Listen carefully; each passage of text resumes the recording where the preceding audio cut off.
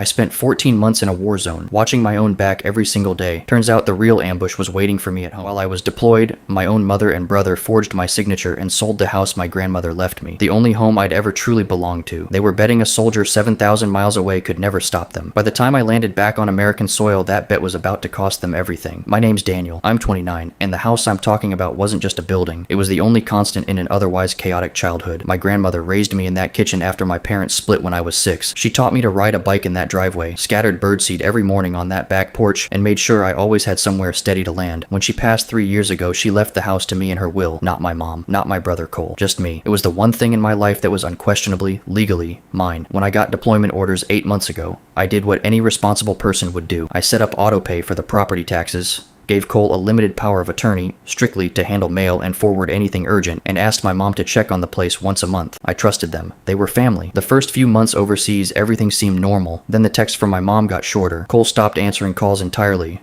blaming bad signal even when I called during his lunch break back home. Every time I asked about the house, somebody changed the subject. I told myself it was deployment paranoia. I was wrong. It was my old neighbor, Mrs. Patterson, who finally told me the truth in a Facebook message. There was a sold sign in the yard, and a moving truck had been parked outside for 2 days. I read that message sitting on a cot in 130-degree heat, and for a second I genuinely thought I'd misread it. I called my mother immediately. No hesitation, no shame in her voice, just excuses. Cole's restaurant investment had collapsed and he owed people money. The house was just sitting there empty anyway. She said I'd understand eventually, and that family helps family. When I asked how they'd even gotten my signature on closing documents, she went quiet, and then Cole grabbed the phone and told me to stop being dramatic. It's already done. It's already done. That sentence sat in my chest for 2 weeks like shrapnel. I had no power of attorney that covered selling property, no signature given, no notarized anything. They'd built the entire sale on a forgery and a bet that I'd be too far away, too busy, too powerless to do anything about it. For a soldier, there's no feeling quite like protecting an entire country while your own family robs you blind. What they didn't count on was that I wasn't just a soldier. I was a soldier with a federal law built specifically to protect people like me. The Service Members Civil Relief Act exists for exactly this situation. It protects active duty military from property transactions made without proper consent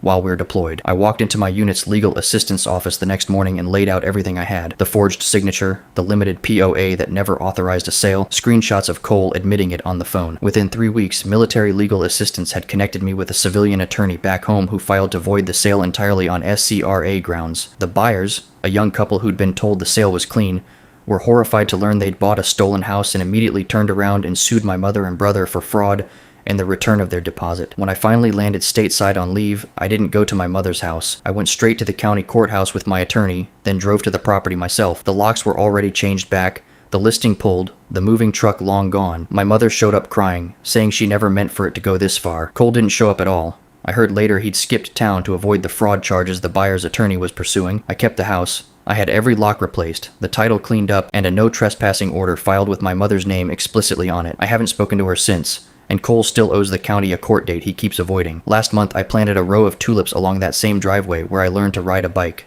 the same flowers my grandmother grew every spring. Some people think putting an ocean between you and home makes you an easy target. They forget that distance is also where you learn exactly who's really on your side and exactly how hard you'll fight for what's actually yours.